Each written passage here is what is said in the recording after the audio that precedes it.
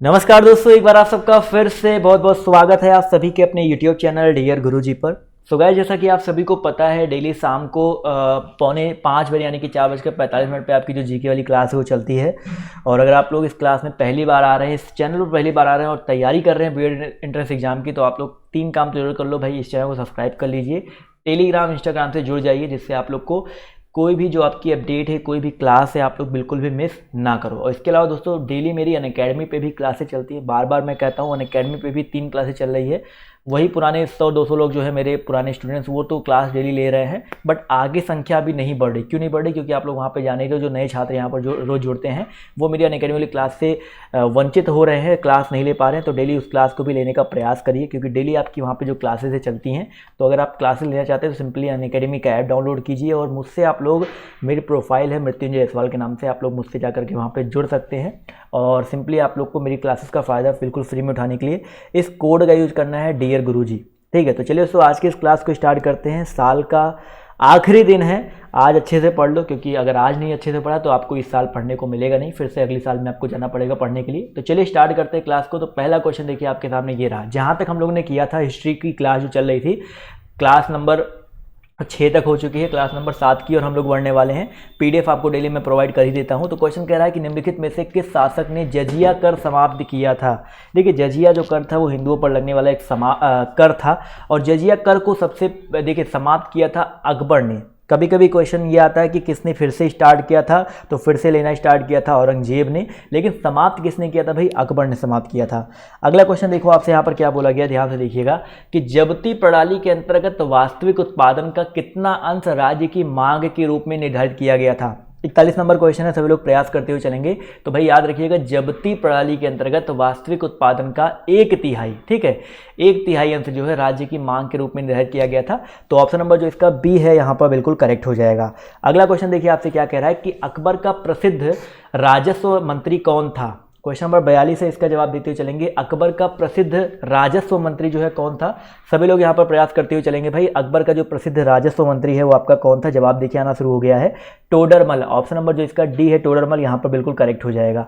अगला क्वेश्चन देखिए कह रहा है कि टोडरमल किस मुगल शासक के प्रसिद्ध राजस्व मंत्री था। सेम क्वेश्चन है, बस क्वेश्चन को घुमा करके पूछ लिया गया है, जिससे आप लोग को कंठस्थ हो जाए। इस तरह के क्वेश्चन आपके पेपर में क्यों रखे जाते हैं? मैं आपको इस तरह से क्वेश्चन क्यों करवाता हूँ, जिससे आपको एक चीज़ जो है अच्छे से दोहरा जाए। तो यहाँ पर टोडरमल जो है अकबर का था, तो ऑप्शन नंबर जो इसका सी है बिल्कुल करेक्ट हो जाएगा। अगला क्वेश्चन देखो आपसे यहाँ पर क्या पूछा गया है। अकबर के दरबार में सबसे प्रसिद्ध संगीतकार तानसेन का मूल नाम क्या था। देखिए, तानसेन का आता है, इसके अलावा आपका बीरबल के बारे में पूछा जाता है। पहले तानसेन का बताइए, जवाब देखिए आना शुरू हो गया। तो भाई तानसेन का जो मूल नाम था वो बेसिकली आपका क्या था? रामतनु पांडे। बिल्कुल सही बात है, ऑप्शन नंबर जो इसका सी दिया गया रामतनु पांडे, वो यहाँ पर बिल्कुल करेक्ट हो जाएगा। अगला क्वेश्चन देखिए आपसे क्या कह रहा है कि दीन-ए इलाही एक नया धर्म था, इसको किसके द्वारा शुरू किया गया था? बताइए सर। दीन-ए इलाही, बहुत ही अच्छी बात है, जवाब देखिए बिल्कुल सही आ रहा है। दीन-ए इलाही धर्म की अगर हम बात करते हैं तो ये अकबर के द्वारा शुरू किया गया था। तो जितने लोग यहाँ पर अकबर जवाब दे रहे हैं वो लोग यहाँ पर बिल्कुल करेक्ट हो जाएंगे। अगला क्वेश्चन देखिए आपसे यहाँ पर क्या बोला गया है। निम्नलिखित में से दीन-ए इलाही का सदस्य सबसे कौन बना था? देखो, एकमात्र सदस्य कोई बना था, तो दीन-ए इलाही का सदस्य कौन बना? तो याद रखिए दोस्तों, यहाँ पर राजा बीरबल जो था, ठीक है, बीरबल की अगर हम बात करते हैं तो बीरबल जो है सबसे पहले और सबसे आखिरी भी कह सकते हो, सबसे पहले और सबसे आखिरी जो क्या बोलते हैं अनुयायी थे वो आपकी बीरबल ही थे। अगला क्वेश्चन देखिए आपसे यहाँ पर क्या कह रहा है। अकबर के एकमात्र किस दरबारी, देखिए सेम क्वेश्चन मैंने आपको बता दिया ना, अकबर का एकमात्र कौन सा दरबारी, वही सेम क्वेश्चन फिर से रिपीट हो गया है। तो बीरबल जितने लोग जवाब दे रहे हैं ऑप्शन नंबर बी, वो लोग यहाँ पर बिल्कुल करेक्ट हो जाएंगे। चलो भाई अगले क्वेश्चन की तरफ बढ़ते हैं। तो अगला क्वेश्चन देखिए पूछा गया है कि निम्नलिखित में से कौन सा व्यक्ति निरक्षर था। निरक्षर मतलब अनपढ़ कौन सा व्यक्ति था? इन चारों में बताइए सर, अनपढ़ कौन था? जवाब देखिए यहाँ पर आना शुरू हो गया है। तो यहाँ पर याद रखिएगा दोस्तों, अकबर की अगर हम बात करते हैं तो अकबर जो है आपका निरक्षर था, जबकि जहांगीर, शाहजहां, औरंगजेब ये आपके निरक्षर नहीं थे, ये आपके पढ़े लिखे थे। अगला क्वेश्चन देखिए आपसे यहाँ पर क्या बोला गया है, ध्यान से देखिएगा। निम्नलिखित में से सही जोड़ा कौन सा है? आसफ खान अकबर, आदम खान अकबर, बैरम खान अकबर या शाइस्ता खान अकबर। देखिए, सही जोड़े की अगर हम बात करते हैं तो देखिए सबको पता है कि अकबर का जो संरक्षक है कौन था भाई? बैरम खान था। बिल्कुल सही बात है सर, बैरम खान था, सेनापति उसका था। तो ऑप्शन नंबर सी जितने लोग जवाब दे रहे हैं वो लोग यहाँ पर बिल्कुल करेक्ट हो जाएंगे। अगला क्वेश्चन देखो आपसे यहाँ पर क्या बोला गया है। निम्नलिखित में से किस मुगल सम्राट को हिंदी गीतों की रचना का श्रेय प्राप्त है? बताइए सर, निम्नलिखित में से किस मुगल सम्राट को हिंदी गीतों की रचना का जो श्रेय है वो प्राप्त है। 50 नंबर क्वेश्चन है, जवाब देखिए आना शुरू हो गया है। तो याद रखिए दोस्तों, अकबर जो है यहाँ पर बिल्कुल करेक्ट आंसर हो जाएगा। अकबर को जो है हिंदी गीतों की रचना का श्रेय प्राप्त है। तो जितने लोग ऑप्शन नंबर बी जवाब दे रहे हैं वो लोग यहाँ पर बिल्कुल करेक्ट हो जाएंगे। अगला क्वेश्चन देखिए, बहुत ही इजी क्वेश्चन है। जब ईस्ट इंडिया कंपनी का गठन हुआ था उस समय भारत का मुगल बादशाह बताइए कौन था। ईस्ट इंडिया कंपनी का गठन कब हुआ था भाई? 31 दिसंबर 1600 ईस्वी में। कब हुआ था भाई? 31 दिसंबर सन 1600 ईस्वी में जो है गठन हुआ था ईस्ट इंडिया कंपनी का। और उस समय जो है रानी पूछा जाता है और यहाँ पर मुगल बादशाह पूछा जाता है। तो मुगल बादशाह जो है अकबर था। ठीक है, मुगल बादशाह कौन था भाई?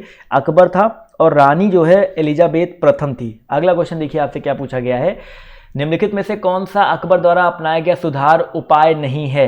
दाग, एकता प्रणाली, मनसबदारी प्रणाली या जब्ती। बताइए सर, कौन सा जो है यहाँ पर अकबर ने नहीं अपनाया है, अपने अकबर ने नहीं शुरू किया था। तो दोस्तों याद रखिएगा, यहाँ पर अगर हम बात करते हैं एकता प्रणाली के बारे में। ठीक है, एकता प्रणाली जो है ये इल्तुतमिश ने स्टार्ट किया था, सल्तनत काल में स्टार्ट हुआ था। जबकि दाग, मनसबदारी और जब्ती जो है अकबर के द्वारा अपनाया गया था। अगला क्वेश्चन देखिए आपसे यहाँ पर क्या पूछा गया है कि किसके शासनकाल में तुलसीदास ने रामचरितमानस लिखा था। बताइए sir, 53 number question, very important question है। सभी लोग प्रयास करते हुए चलेंगे कि किसके शासनकाल में तुलसीदास जी ने रामचरितमानस लिखा था। तो दोस्तों याद रखिएगा अकबर। यहाँ पर भी जो करेक्ट आंसर आपका अकबर जो है करेक्ट हो जाएगा, ऑप्शन नंबर बी। अगला क्वेश्चन देखो आपसे यहाँ पर क्या बोला गया है कि तुलसीदास ने रामचरितमानस किसके काल में लिखा। तो सेम क्वेश्चन रिपीट हुआ, इसको स्किप कर देंगे। अगला क्वेश्चन पूछा गया है कि जहांगीर का अर्थ क्या है। बताइए सर, जहांगीर, फटाफट जवाब देते हुए चलेंगे सर। जहांगीर का शाब्दिक अर्थ बताना है क्या होता है। अकबर के पुत्र सलीम ने 1605 ईस्वी में बादशाह जब बने थे तो उन्होंने अपना नाम जो है जहांगीर बादशाह गाजी की उपाधि जो धारण की थी। तो जहांगीर का मतलब होता है भाई विश्व विजेता। ठीक है, तो जितने लोग यहाँ पर विश्व विजेता ऑप्शन नंबर सी जवाब दे रहे हैं वो लोग यहाँ पर बिल्कुल करेक्ट हो जाएंगे। अगला क्वेश्चन देखो आपसे यहाँ पर क्या बोला गया, ध्यान से देखिएगा। नूरजहां किस मुगल शासक की पत्नी थी? 56 नंबर क्वेश्चन है, फटाफट जवाब देते हुए चलेंगे। नूरजहां जो है किस मुगल शासक की पत्नी थी? तो 156 की अगर हम बात करते हैं तो इसका जो करेक्ट आंसर है आपका क्या हो जाएगा सर? ऑप्शन नंबर डी हो जाएगा, जहांगीर। ठीक है, जो नूरजहां जो है जहांगीर की पत्नी थी। तो ऑप्शन नंबर डी यहाँ पर बिल्कुल करेक्ट हो जाएगा। अगला क्वेश्चन देखिए क्या कह रहा है। निम्नलिखित में से किन मुगल सम्राटों ने स्वयं अपनी आत्मकथा लिखी थी? 57 नंबर क्वेश्चन है, इसका जवाब देते हुए चलेंगे। निम्नलिखित में से किन मुगल सम्राटों ने स्वयं अपनी आत्मकथा लिखी थी? तो दोस्तों याद रखिएगा, बाबर और जहांगीर की अगर हम बात करते हैं तो बाबर ने बाबरनामा की रचना की थी और जहांगीर ने तुजुक ए जहांगीरी, इन दोनों नामक पुस्तकों की रचना जो है बाबर और जहांगीर ने किया था। तो ऑप्शन नंबर जो इसका बी है वो यहाँ पर बिल्कुल करेक्ट हो जाएगा। अगला क्वेश्चन देखो आपसे यहाँ पर क्या बोला गया है कि चित्रकारी किसके शासनकाल के दौरान अपनी उच्चतम स्तर पर पहुंची? फटाफट यहाँ पर सभी लोग प्रयास करते हुए चलेंगे और जवाब देते हुए चलेंगे। चित्रकारी जो है किसके शासनकाल में अपने चरमोत्कर्ष यानी कि उच्चतम स्तर पर पहुंची थी? तो दोस्तों याद रखिए, क्वेश्चन नंबर जो 58 है इसका करेक्ट आंसर आपका हो जाएगा जहांगीर। बिल्कुल सही जवाब आ रहा है। जितने भी साथी, जितने भी दोस्त जहांगीर जवाब दे रहे हैं वो लोग यहाँ पर बिल्कुल करेक्ट हो जाएंगे। अगला क्वेश्चन देखिए आपसे क्या कह रहा है कि इंग्लैंड के तत्कालीन राजा जेम्स फर्स्ट द्वारा जहांगीर के शाही दरबार में राजदूत के रूप में निम्नलिखित में से किसको भेजा गया था? देखिए दो ही ऑप्शन है, दोनों में से कोई एक करेक्ट होगा। तो जॉन हॉकिंस या विलियम टॉड। तो यहाँ पर दोस्तों याद रखिएगा, यहाँ पर जहांगीर के दरबार में जो है जेम्स प्रथम का राजदूत कौन था भाई? विलियम हॉकिंस था। कौन था भाई? William Hawkins. तो यहाँ पर William John Hawkins, option number जो इसका सी ए है वो यहाँ पर बिल्कुल करेक्ट हो जाएगा। अगला क्वेश्चन देखो आपसे यहाँ पर क्या पूछा गया है कि किस मुगल शहंशाह ने तंबाकू के प्रयोग का निषेध किया था, यानी कि तंबाकू के प्रयोग पर रोक लगाई थी? फटाफट यहाँ पर जवाब देते हुए चलेंगे। क्वेश्चन नंबर जो 60 है इसका करेक्ट आंसर क्या हो जाएगा? दोस्तों याद रखिएगा, तंबाकू के प्रयोग का पर निषेध जो है किसने लगाया था? बिल्कुल सही जवाब आ रहा है, जहांगीर। ठीक है, तो जितने लोग यहाँ पर जहांगीर जवाब दे रहे हैं ऑप्शन नंबर सी, वो लोग यहाँ पर बिल्कुल करेक्ट हो जाएंगे। अगला क्वेश्चन देखिए, बहुत इंपॉर्टेंट है। राजकुमार खुर्रम आगे चलकर कौन से सम्राट कहलाए? बताइए सर, राजकुमार खुर्रम। फटाफट यहाँ पर जवाब देते हुए चलेंगे सर। अकबर के पुत्र या क्या होगा करेक्ट आंसर? जवाब देखिए यहाँ पर आना शुरू हो गया। तो यहाँ पर बिल्कुल सही बात है सर, राजकुमार खुर्रम जो है यहाँ पर शाहजहां, जहांगीर नहीं होगा दोस्तों, शाहजहां। जितने लोग जवाब दे रहे हैं वो लोग यहाँ पर बिल्कुल करेक्ट हो जाएंगे। ये ऑप्शन नंबर जो इसका ए है यहाँ पर बिल्कुल करेक्ट हो जाएगा। अगला क्वेश्चन, क्योंकि इनके बचपन का नाम खुर्रम था। अगला क्वेश्चन पूछा गया कि किस मुगल शहंशाह ने राजधानी आगरा से दिल्ली स्थानांतरित की थी? बताइए सर, आगरा से दिल्ली राजधानी जो है किसने स्थानांतरित किया था? दोस्तों याद रखिएगा, यहाँ पर भी जो करेक्ट आंसर आपको हो जाएगा शाहजहां ने किया था। तो ऑप्शन नंबर जो इसका सी है वो यहाँ पर बिल्कुल करेक्ट हो जाएगा।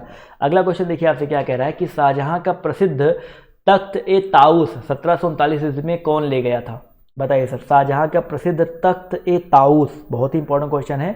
तो दोस्तों याद रखिएगा कौन लेकर के गया था, तो याद रखिएगा यहाँ पर जो करेक्ट आंसर क्या हो जाएगा, फारसी आक्रामक था नादिर शाह। ठीक है, नादिर शाह जो था ये दिल्ली पर आक्रमण किया था और वहाँ पर जो तख्त ए ताऊस था उसको लेकर के गया था। तो ऑप्शन नंबर जो इसका बी है यहाँ पर बिल्कुल करेक्ट हो जाएगा।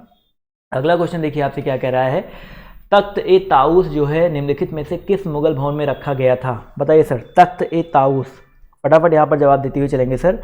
तख्त ए ताऊस की अगर हम बात करते हैं तो दिल्ली के लाल किले में, ठीक है, दिल्ली के लाल किले में जो दीवाने आम, देखो दो ऑप्शन दिया गया, रंग महल या दीवाने आम, तो यहाँ पर दीवाने आम वाला जो आंसर है करेक्ट होगा। दिल्ली के लाल किले में निर्मित जो दीवाने आम है, इसके पीछे की दीवार में एक कोष्ठ बना था जिसमें विश्व प्रसिद्ध तख्त ए ताऊस रखा जाता था। तो ऑप्शन नंबर जो इसका डी है वो यहाँ पर बिल्कुल करेक्ट हो जाएगा। अगला क्वेश्चन देखिए आपसे क्या कह रहा है कि मोती मस्जिद निम्नलिखित में से किस नगर में स्थित है। फटाफट क्वेश्चन नंबर 65 का जवाब देते हुए चलेंगे भाई। मोती मस्जिद जो है किस नगर में अवस्थित है, दोस्तों याद रखिएगा मोती मस्जिद जो है आपका आगरा में। कहाँ पे दोस्तों, मोती मस्जिद आपका आगरा के किले में अवस्थित है। तो इसका निर्माण जो है किसने करवाया था ये भी पूछा था। तो दोस्तों इसका निर्माण जो है शाहजहां ने करवाया था। मोती मस्जिद निर्माण किसने करवाया था भाई, शाहजहां ने करवाया था। ये चीज़ें आप लोग याद रखिएगा। अगला क्वेश्चन देखिए, देखो मोती मस्जिद से दो क्वेश्चन यहाँ पर दो, थोड़ा सा सब लोग के दिमाग में डाउट आ रहा होगा। देखिए मोती मस्जिद एक आपका आगरा के किले में भी है, एक आपका दिल्ली के किले में भी है। और जो दिल्ली के किले वाला जो मोती मस्जिद है वो आपका औरंगजेब ने बनवाया था, लेकिन आगरा वाला जो है, क्योंकि ऑप्शन में देखिए आगरा ही दिया गया है, तो आगरा वाला जब आता है तो ये शाहजहां ने बनवाया था। तो दोनों जगह स्थित है मोती मस्जिद, तो ये चीज़ याद रखिए, कन्फ्यूज मत होइएगा। अगला क्वेश्चन देखो आपसे यहाँ पर क्या पूछा गया है कि किसको उसकी शेष जिंदगी के लिए औरंगजेब ने कैद कर दिया था। बताइए सर, फटाफट यहाँ पर जवाब देते हुए चलेंगे, किसको उसकी शेष ज़िंदगी के लिए औरंगजेब ने कैद कर दिया था। तो दोस्तों याद रखिएगा यहाँ पर शाहजहां, ठीक है, शाहजहां की अगर हम बात करते हैं तो शाहजहां मतलब आप याद रखिए, तो शाहजहां का जो स्वास्थ्य है काफ़ी बिगड़ गया था। तो उनके 4 बेटे थे, उनके बीच में युद्ध प्रारंभ हो गया था, औरंगजेब विजयी हुआ था और औरंगजेब ने अपने पिता को आगरा के किले में कैद कर दिया था, जहाँ पर 1666 ईस्वी में इसकी मृत्यु हो गई थी। तो कई बार पेपर में आता है कि शाहजहां की मृत्यु कहाँ पर हुई थी, तो आगरा के किले में हुई थी। अगला क्वेश्चन देखिए आपसे क्या पूछा गया है, निम्नलिखित में से किस मुगल शासक ने संगीत और नृत्य पर प्रतिबंध लगाया था। बताइए सर, संगीत और नृत्य पर जो है किसने प्रतिबंध लगाया था। तो बहुत ही क्रूर शासक था, बिल्कुल सही बात है, सही जवाब आ रहा है औरंगजेब। औरंगजेब ने जो है प्रतिबंध लगाया था। तो ऑप्शन नंबर जो इसका सी है वो यहाँ पर बिल्कुल करेक्ट हो जाएगा। अगला क्वेश्चन वेरी इंपॉर्टेंट है, सबको पता भी होगा इसका जवाब, कि जिंदा पीर के नाम से बताइए कौन जाना जाता था। जिंदा पीर, फटाफट यहाँ पर जवाब देते हुए चलेंगे सर। जो जिंदा पीर की अगर हम बात करते हैं तो यहाँ पर औरंगजेब जो है करेक्ट हो जाएगा। देखो औरंगजेब जो कुछ भी दूसरों पर लागू करना चाहता था उसका वो स्वयं पर अभ्यास करता था, ठीक है, उसका वो अभ्यास जो है स्वयं करता था और इसी वजह से उसका नाम जो है जिंदा पीर के नाम से उसको जानते थे। तो यहाँ पर जितने लोग ऑप्शन नंबर डी जवाब दे रहे हैं वो लोग यहाँ पर बिल्कुल करेक्ट हो जाएंगे।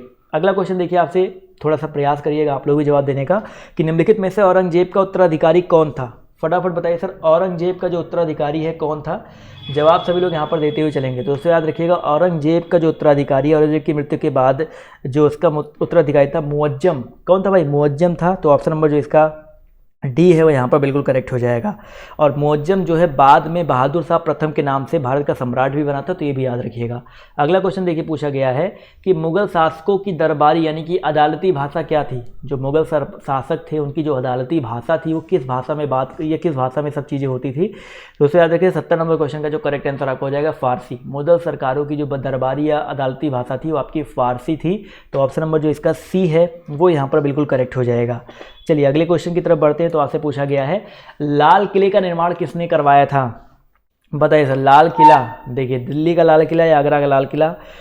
यहाँ पर अगर हम बात करते हैं लाल किले की बात करते हैं तो यहाँ पर देखिए शाहजहां जो है करेक्ट हो जाएगा। तो जितने लोग यहाँ पर शाहजहां की बात कर रहे हैं, जितने लोग शाहजहां जवाब दे रहे हैं वो लोग यहाँ पर बिल्कुल करेक्ट हो जाएंगे। ऑप्शन नंबर जो इसका सी है वो यहाँ पर बिल्कुल करेक्ट हो जाएगा। अगला क्वेश्चन देखिए पूछा गया है कि भारत में बीबी का मकबरा कहाँ पर अवस्थित है। बीबी का मकबरा जो है कहाँ पर अवस्थित है और किसने बनवाया था, ये भी क्वेश्चन आपका पेपर में आ सकता है। तो याद रखिए दोस्तों, बनवाया गया था औरंगजेब ने। और कहाँ पे अवस्थित है, औरंगजेब से संबंधित है औरंगाबाद। यहाँ पर जितने लोग जवाब दे रहे हैं ऑप्शन नंबर बी वो लोग यहाँ पर बिल्कुल करेक्ट हो जाएंगे। क्लियर है। अगला क्वेश्चन पूछा गया है कि निम्नलिखित मुगल भवनों में से किसमें यह अनन्य विशेषता बताई जाती है कि वह लंबाई और चौड़ाई में बिल्कुल बराबर है। बताइए सर, लंबाई और चौड़ाई में बिल्कुल बराबर है। आगरा का किला, लाल किला या ताजमहल या बुलंद दरवाजा। तो 73 नंबर क्वेश्चन की अगर हम बात करते हैं, देखिए अगर आपने ताजमहल घूमा भी होगा तो आपने देखा होगा कि ताजमहल जो है वर्गाकार रूप में, यानी कि लंबाई और चौड़ाई उसकी जो है बराबर है। तो ऑप्शन नंबर जो इसका सी है वो यहाँ पर बिल्कुल करेक्ट हो जाएगा। क्लियर है। चलिए अगला क्वेश्चन देखिए आपसे यहाँ पर क्या बोला गया है कि ताजमहल जो है किसके द्वारा बनवाया गया है। क्वेश्चन नंबर 74 है, फटाफट जवाब देते चलेंगे। ये भी बहुत आसान क्वेश्चन है, सबको पता होगा, बचपन से पढ़ते हुए आ रहे हो कि ताजमहल जो है शाहजहां ने बनवाया था। तो यहाँ पर जितने लोग ऑप्शन नंबर बी जवाब दे रहे हैं वो लोग यहाँ पर करेक्ट रहेंगे। देखो ताजमहल एक पूछा जाता था किसके वास्तुकार कौन थे, ये वेरी इंपॉर्टेंट क्वेश्चन है। बताइए सर, ताजमहल के जो वास्तुकार है वो कौन है। फटाफट यहाँ पर जवाब देते हुए चलेंगे। क्वेश्चन नंबर 75 का जो करेक्ट आंसर आपका क्या हो जाएगा। तो दोस्तों याद रखिए, ताजमहल जो है शाहजहां ने बनवाया था, लेकिन वास्तुकार की अगर हम बात करते हैं तो बिल्कुल सही बात है सर, उस्ताद अहमद लाहौरी। ठीक है भाई, उस्ताद अहमद लाहौरी जो है इसके वास्तुकार थे, ये चीज़ याद रखिएगा। ऑप्शन नंबर जो इसका ए है यहाँ पर बिल्कुल करेक्ट हो जाएगा। अगला क्वेश्चन देखिए पूछा गया है कि कौन सा तथ्य जो है ताजमहल के बारे में सत्य नहीं है, गलत दिया गया है। देखिए पहला तथ्य दिया गया है कि भव्य मकबरा है, बिल्कुल सही बात है। इसका निर्माण शाहजहां ने किया था, ये भी सही बात है। आगरा फोर्ट के बाहर स्थित है, ये भी सही बात है। कह रहा है कि इस पर उन कारीगरों के नाम उत्कीर्ण है जिन्होंने इसका निर्माण किया था, ये गलत बात है भाई, ये जो है ऐसा बिल्कुल नहीं है। तो ऑप्शन नंबर जो इसका डी है वो यहाँ पर बिल्कुल करेक्ट हो जाएगा। ठीक है, ये कथन जो है गलत दिया गया है। अगला क्वेश्चन देखो आपसे यहाँ पर क्या बोला गया है, ध्यान से देखिएगा। क्वेश्चन नंबर आपके यहाँ पर, इसको स्किप करो। दिल्ली का जामा मस्जिद जो है किस सदी में बनाया गया था। दिल्ली का जामा मस्जिद जो है किस सदी में बनाया गया था, 15वीं शताब्दी या 16वीं शताब्दी या 17वीं या 18वीं। तो इसे याद रखिएगा, दिल्ली का जो जामा मस्जिद है 1656 ईस्वी में बना था, 1656 ईस्वी में, यानी कि 16 शताब्दी से ऊपर कौन सा आता है, 17वीं आता है। 1600 तक तो 16वीं होता है, लेकिन 1600 के ऊपर आएंगे तो 17वीं हो जाता है। तो जितने लोग यहाँ पर 17वीं यानी कि ऑप्शन नंबर सी जवाब दे रहे हैं वो लोग यहाँ पर बिल्कुल करेक्ट हो जाएंगे। चलिए साथियों आते हैं अगले क्वेश्चन पर। तो पूछा गया है, शेर खान ने हुमायूं को, अच्छा दिल्ली का जामा मस्जिद का निर्माण जो है किसने करवाया था, ये क्वेश्चन किसी ने पूछा था, तो शाहजहां ने करवाया था। ठीक है, अगला क्वेश्चन पूछा है कि शेर खान ने हुमायूं को 1539 ईस्वी तथा 1540 ईस्वी में किन दो स्थानों पर पराजित किया था। चलिए भाई, फर्स्ट नंबर क्वेश्चन है, सभी लोग जवाब देते हुए चलेंगे। शेरशाह सूरी से संबंधित क्वेश्चन है। तो याद रखिए दोस्तों, शेरशाह सूरी ने हुमायूं को 1539 में चौसा में पराजित किया था और 1540 में कन्नौज में पराजित किया था। कहाँ पे भाई, चौसा और कन्नौज। जितने लोग यहाँ पर ऑप्शन नंबर सी जवाब दे रहे हैं, चौसा और कन्नौज, वो लोग यहाँ पर बिल्कुल करेक्ट हो जाएंगे। अगला क्वेश्चन देखो आपसे क्या कह रहा है, निम्नलिखित में से किसके शासनकाल के दौरान भारत में 1 रुपये का सिक्का या टकसालित या मिंट किया गया। ये तो सबको पता भाई, रुपया जो है सिक्का, रुपया वाला सिक्का जो है किसके शासनकाल में आया था। बिल्कुल सही जवाब आ रहा है सर, शेरशाह सूरी के शासनकाल में आया था। तो ऑप्शन नंबर जो इसका बी है वो यहाँ पर बिल्कुल करेक्ट हो जाएगा। अगला क्वेश्चन देखो आपसे यहाँ पर क्या बोला गया है कि शेरशाह द्वारा निर्मित ग्रैंड ट्रंक रोड, बताइए सर, शेरशाह द्वारा जो निर्मित ग्रैंड ट्रंक रोड है वो पंजाब को किसके साथ जोड़ती है। फटाफट यहाँ पर जवाब देते हुए चलेंगे। तो भैया याद रखिएगा, शेरशाह सूरी द्वारा जो जीटी रोड है वो पंजाब को पूर्व बंगाल के साथ, ठीक है, पंजाब को पूर्वी बंगाल के साथ जोड़ती है। तो ऑप्शन नंबर जो इसका डी है वो यहाँ पर बिल्कुल करेक्ट हो जाएगा। अगला क्वेश्चन देखो आपसे क्या कह रहा है कि शेरशाह सूरी की जो मृत्यु है कहाँ लड़ते हुई थी। 4 नंबर क्वेश्चन है, फटाफट जवाब देते हुए चलेंगे। शेरशाह सूरी की मृत्यु जो है कहाँ पर लड़ती हुई थी। तो दोस्तों याद रखिएगा, कलिंजर में। ठीक है, कलिंजर में जो है लड़ते हुई थी। तो जितने लोग ऑप्शन नंबर सी जवाब दे रहे हैं वो लोग यहाँ पर बिल्कुल करेक्ट हो जाएंगे। अगला क्वेश्चन देखिए आपसे क्या कह रहा है, नाना फडणवीस का मूल नाम क्या था। बताइए सर, बहुत ही इंपॉर्टेंट क्वेश्चन है। देखिए आपका ये मराठों से संबंधित क्वेश्चन है, मराठा राज्य से संबंधित क्वेश्चन है। तो नाना फडणवीस का जो मूल नाम था वो आपका बालाजी जनार्दन भानु। बहुत इंपॉर्टेंट क्वेश्चन है, याद रखिएगा, बालाजी जनार्दन भानु था। तो ऑप्शन नंबर जो इसका डी है वो यहाँ पर बिल्कुल करेक्ट हो जाएगा। अगला क्वेश्चन देखो क्या कह रहा है कि शिवाजी का गुरु कौन था। बताइए सर, क्वेश्चन नंबर 2 है, शिवाजी का जो गुरु है वो कौन था। तो उससे याद रखिएगा, शिवाजी के जो गुरु थे वो आपके रामदास जी थे। तो जितने लोग यहाँ पर रामदास, गुरु रामदास जवाब दे रहे हैं वो लोग यहाँ पर बिल्कुल करेक्ट हो जाएंगे। क्लियर है। अगला क्वेश्चन देखो आपसे यहाँ पर क्या बोला गया है कि भैया उस मराठा राजा का नाम बताइए जो औरंगजेब से बहादुरी से लड़ा था। बताइए सर, बहादुरी से मराठा राजा का नाम बताइए जो औरंगजेब से लड़ा था। तो बिल्कुल सही जवाब आया सर, मराठाओं की अगर हम बात करते हैं तो शिवाजी की अगर हम बात करें, बिल्कुल सही बात है सर, शिवाजी जो है औरंगजेब से बहादुरी से लड़े थे। तो ऑप्शन नंबर जो इसका सी है यहाँ पर बिल्कुल करेक्ट हो जाएगा। अगला क्वेश्चन देखो आपसे क्या पूछा गया है, शिवाजी को पकड़ने के लिए औरंगजेब द्वारा किस जनरल को भेजा गया था? बताइए सर, शिवाजी को पकड़ने के लिए औरंगजेब ने किसको भेजा था? तो भाई शिवाजी को पकड़ने के लिए औरंगजेब ने जो है शाइस्ता खान, ठीक है, कुछ लोग मलिक काफूर जवाब दे रहे हैं बट मलिक काफूर नहीं होगा, शाइस्ता खान जितने लोग जवाब दे रहे हैं वो लोग ऑप्शन नंबर डी, वो लोग यहाँ पर बिल्कुल करेक्ट हो जाएंगे। अगला क्वेश्चन देखो आपसे यहाँ पर क्या बोला गया है, ध्यान से देखिएगा कि भाई शिवाजी ने कितनी बार सूरत को लूटा है? बताइए सर, शिवाजी ने कितनी बार सूरत को लूटा है? तो दोस्तों याद रखिएगा, शिवाजी ने 2 बार, ठीक है, शिवाजी ने छत्रपति शिवाजी महाराज जी ने 2 बार सूरत को लूटा है, एक 1664 में और एक आपका पेपर में आता है 1670 ईस्वी में, 2 बार जो है लूटा गया है। अगला क्वेश्चन देखिए आपसे क्या कह रहा है कि 1700 ईस्वी में राजा राम की मृत्यु के बाद मराठों ने मुगलों के विरुद्ध उसके वीर पत्नी, ध्यान देखिएगा क्या पूछा गया है कि 1700 ईस्वी में राजा राम की मृत्यु के बाद मराठों ने मुगलों के विरुद्ध उसके वीर पत्नी के नेतृत्व में जारी रखा। बताइए सर, लक्ष्मीबाई, ताराबाई, रामाबाई। तो राजा राम की मृत्यु मुगलों के विरुद्ध, जवाब देखिए यहाँ पर आना शुरू हो गया, तो याद रखिए दोस्तों ताराबाई, ठीक है, ताराबाई यहाँ पर जो है करेक्ट आंसर होगा। राजा राम की विधवा जो आपकी थी ताराबाई थी। अगला क्वेश्चन देखिए आपसे क्या कह रहा है कि शिवाजी का राज्याभिषेक जो है कब हुआ था? देखो शिवाजी का जन्म 1627 में हुआ था, तो राज्याभिषेक कैसे हो सकता है 27 में? तो ये तो आंसर करेक्ट होगा नहीं, तो 1674 ईस्वी में, ठीक है, शिवाजी का जो राज्याभिषेक है 1674 ईस्वी में हुआ था। तो जितने लोग यहाँ पर ऑप्शन नंबर बी जवाब दे रहे हैं वो लोग यहाँ पर बिल्कुल करेक्ट हो जाएंगे। अगला क्वेश्चन देखो आपसे यहाँ पर क्या पूछा गया है कि शिवाजी के राज्य की राजधानी कहाँ थी? बताइए सर, शिवाजी के राज्य की जो राजधानी है वो कहाँ थी? पुणे, पुरंदर, करवार या रायगढ़? जवाब देते हुए सभी लोग चलेंगे। तो साथियों याद रखिएगा, शिवाजी के राज्य की जो राजधानी थी वो आपकी रायगढ़ थी। क्या थी भाई? रायगढ़ थी। तो जितने लोग यहाँ पर ऑप्शन नंबर डी जवाब दे रहे हैं वो लोग यहाँ पर बिल्कुल करेक्ट हो जाएंगे। अगला क्वेश्चन देखो आपसे यहाँ पर क्या पूछा गया है, यूरोपीय शक्ति पहचानिए जिससे शिवाजी ने तोपों और गोला बारूद प्राप्त किए थे। बताइए सर, यूरोपियन शक्ति पहचानिए जिससे शिवाजी ने तोप और गोला और बारूद जो है प्राप्त किए थे। फटाफट यहाँ पर सभी लोग जवाब देने का प्रयास करते हुए चलेंगे। तो भाई यहाँ पर अगर हम बात करते हैं तो फ्रांसीसी, पुर्तगाली, अंग्रेजी तीनों से ज़्यादा जो है लिया था। तो यहाँ पर देखा जाए तो फ्रांसीसी, पुर्तगाली, अंग्रेजी दोनों दिया गया। तो यहाँ पर क्वेश्चन होते हैं जिससे जो है नहीं प्राप्त किए, ठीक है, यहाँ पर क्वेश्चन होते हैं जिससे प्राप्त नहीं किए थे। तो याद रखिए डचों से इन्होंने नहीं लिया था, जबकि फ्रांसीसी, पुर्तगाली, अंग्रेजों से इन्होंने खरीदा था। अगला क्वेश्चन देखो आपसे यहाँ पर क्या पूछा गया है कि निम्नलिखित में से किसे लड़ाकू पेशवा कहा जाता था?